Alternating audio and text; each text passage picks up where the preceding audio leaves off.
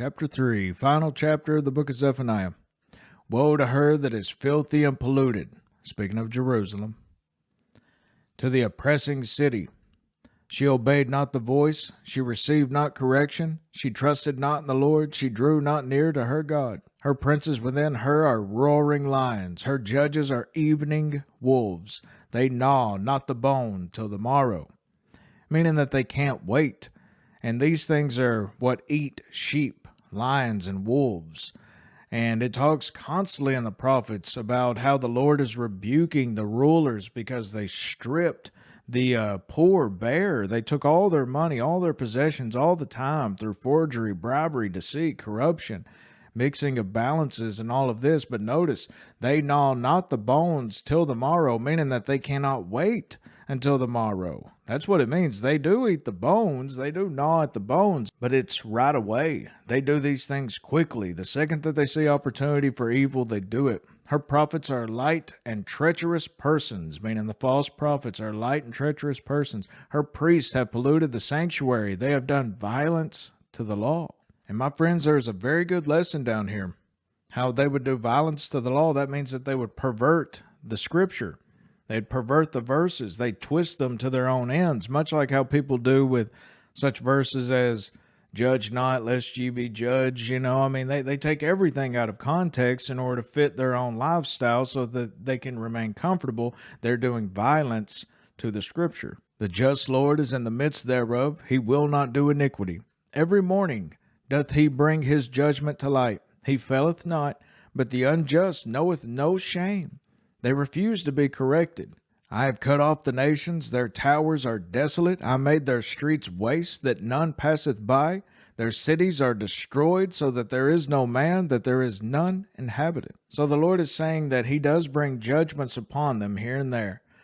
And then he says, surely thou wilt fear me, thou wilt receive instruction.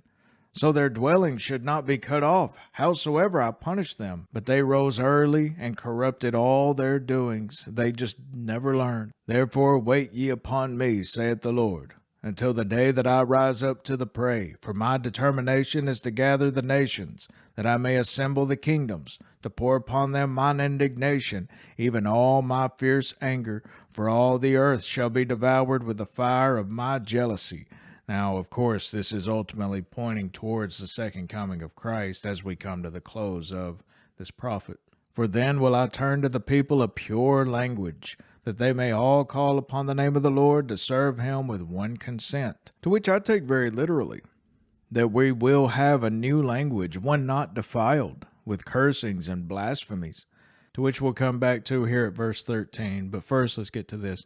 From beyond the rivers of Ethiopia, my suppliants, even the daughter of my dispersed, shall bring mine offering. In that day shalt thou not be ashamed for all thy doings, wherein thou hast transgressed against me. For then I will take away out of the midst of thee them that rejoice in thy pride, and thou shalt no more be haughty because of my holy mountain. I will also leave in the midst of thee an afflicted and poor people, like a safe haven for the poor and the afflicted. And this is right after the Lord just gets done saying that he's going to cast out the haughty and the proud. And he says, but the poor and afflicted, they have a home with the Lord. The remnant of Israel shall not do iniquity, nor speak lies. Now catch this, nor speak lies, neither shall a deceitful tongue be found in their mouth, for they shall feed and lie down, and none shall make them afraid. And I believe that this goes right back to the pure language that will be given. One may be able to connect verse 13 with the pure language promised before it. A language that will not even allow cursing, lies, deceit, etc.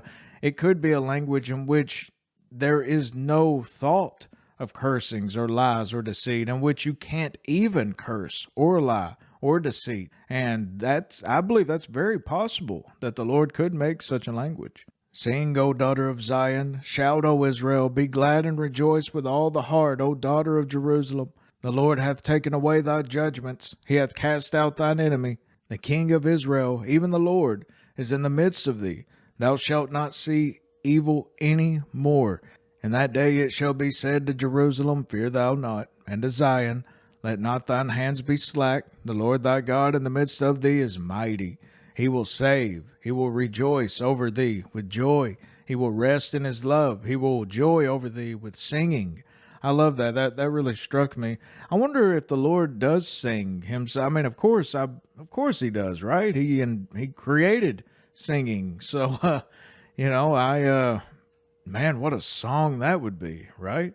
I will gather them that are sorrowful from the solemn assembly, who are of thee, to whom the reproach of it was a burden. Behold, at that time I will undo all that afflict thee, and I will save her that halteth, and gather her that was driven out, and I will get them praise and fame in every land where they have been put to shame. Now, this is very important right here, how they'll be praised. The Jews will be praised. The Israelites will be praised, whereas they've never been among the heathen nations before.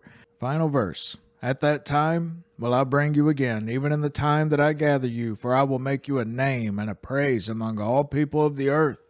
All people of the earth, when I turn back your captivity before your eyes, saith the Lord.